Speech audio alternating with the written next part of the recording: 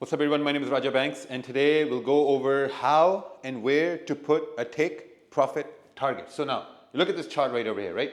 Look at this chart. Let's assume that we are in a buy trend and let's assume that we're looking for buys.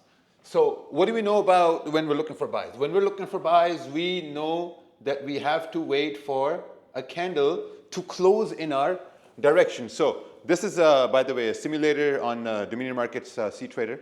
So we're going to let the thing run. We're going to let the candle close. You can see right here, the candle has closed with a small body. So we got to wait at this point. We literally just have to wait for a candle to close in our direction.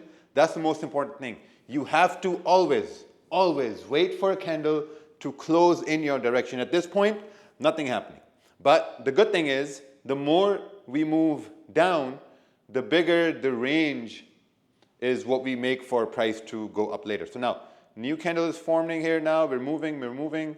And so we're going to let it play out and then we'll see what happens. The candle is going to maybe break the high over here or continue to push down. We'll see. Now, look, right over here. The candle is breaking the high at this point. I know, like a lot of my students in Market Future University, you're probably looking at this and you're saying that, okay, if we're breaking above the high right over here, now maybe there's a higher probability for price to move up and you're going to execute an impulse entry. But you have to understand this. When you're executing impulse entries, they have a higher probability of failing in specific scenarios. That's why it's always better to wait for the candle to close. And that's only what we're going to do. We're just going to wait to see if a candle can close in our direction. So we're going to let this play out. See right here, candle is moving up.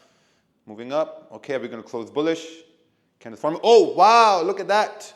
Did the candle close bullish? Did your impulse entry work out over here? No, which is why it's important to always wait for the candle to close. But if we do have a confirmation where a candle is closing in our favor, then we can see how far price can go and we're going to learn how and where to put your take profits. So look at this right over here. Candle is moving. Let's skip the candle. Okay, next candle has formed like this. You can see we had a big body. Body is getting smaller. So we'll see what happens next. Right, we're going to wait for this candle to close. Let's skip this candle. We're going to skip the candle, and the candle has closed with a small body. Now, a candle has closed with a small body, right? Even though the candle is closing bullish, you have to ask yourself, how much of this range do you really have? So you have a 120 pip range where price can move up. Where will your take profit be? Where? There's going to be no take profit at this point because you don't have an entry. If you don't have an entry, you don't have a take profit. So because this body is so super small, you know, whenever you're looking for, let's say, a buy scenario or a sell scenario, you want the candle to at least close in a bigger, nicer shape, which you can say, okay, like, you know what, I like this shape of the candle, which gives me confirmations that price will move in my favor. So we will wait. We will wait to see if we can continue to push down or is the candle really closing in our favor. So you can see right over here in the top, right there, you got the time. We got 10 simulation minutes left. Let's skip to the next candle, see how it closes. Wow, look at this. So now the candle has closed bullish, right? So you got a candle closing bullish. Let me make it a little bit bigger for you. You got a candle closing bullish. We are creating support at this point. Wow, purple, okay. So we're creating support at this point. So now you gotta identify that, okay, how far can price go? So a lot of guys, what they're gonna do is, let's say for example, we do take a buy over here. We're taking a buy. This is just for explanational purposes. So we're gonna take a buy over here. So don't mind the 6 million balance. This is simulated. Anyway, we've taken a buy. Now ask yourself, okay, where will your stop loss be?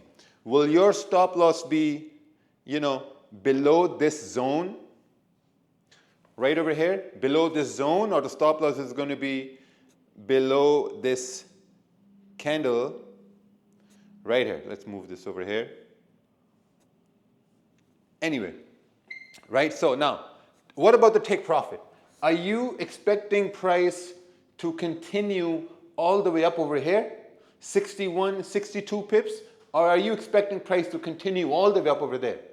If you're a new trader and you're not mature enough into the markets, you know that expecting price to go over there and having your take profit hit, it's probably not going to happen. If you're a more mature trader, sort of like in the middle of the beginner intermediary, I think you're going to focus on that, okay, maybe the take profit should be at this wick right over here, 63 pips. So now the range is what? The range is 62 to 63 pip range. So you're going to move your TP and you're going to say, okay, like, you know what? We're probably going to have our take profit all the way right up over here because we're expecting price to continue up into this range. Now, we're all going to learn a lesson at this point. And then I'm going to tell you how I look at price action. So let's play and see what happens. We got a candle forming, we're moving. This is like 8-9 minutes in. So we're gonna pause this right over here for a little bit, right? Now look, we're up 36 pips. TP is 61 pips. And this also goes towards those traders who solely rely on 1-2 or 1-3 or 1-4, right? So now, if the full range was 61 pips, do you think that it's logical to have a take profit all the way right up over here? What my favorite thing to do, by the way, I can't tell you what you should do. My favorite thing to do is if I know that I have a range, which is like 50 to 60 pips, from that range, I know I can get easily 25 to 35 pips out of that range. That's it. I'm not looking for the home run. I'm looking for a small chunk of the range. I secure that, and then I'll leave the rest running.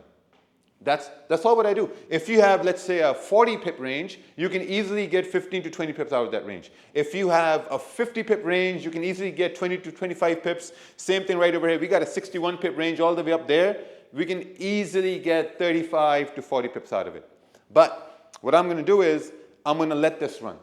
I'm going to let this run for those traders who think, oh, you know, this, whatever, this is FVG or like, whatever level this is, price will hit that liquidity level and, you know, we'll see what happens. But me, I got what I wanted and I'm out. So we're just going to let this run for those who really believe in like, you know, like those extreme targets should always be hit. Because, you know, at the end of the day, it's about a habit. You know, what sort of a habit are you building while you're trading?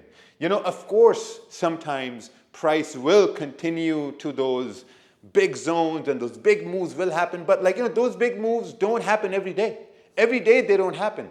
You know, sometimes they happen, and when they happen, you get that move, it's a beautiful thing. It's a beautiful trade, but most times price will very rarely reach like, you know, these TP levels and whatever, and you're going to see like, okay, this is not happening most of the time, right? Most of the time it will almost get to that area and it will reject. And you're going to say, how many times have you said, man, okay, by the way, do like and subscribe and share this with your friends.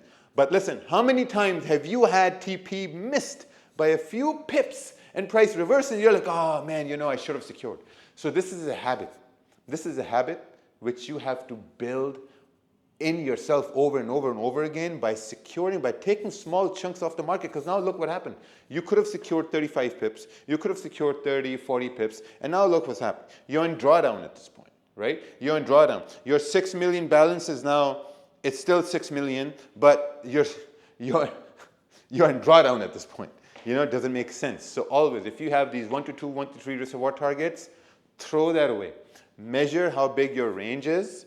If it's like a 60 pip range, 50 pip range, aim to get at least 50 to 60% of that move. That's it. You don't have to get the whole move.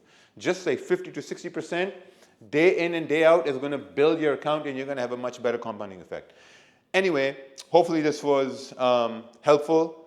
I think it was. Take profit targets, most important thing that people struggle with. We'll see you next time. Take care.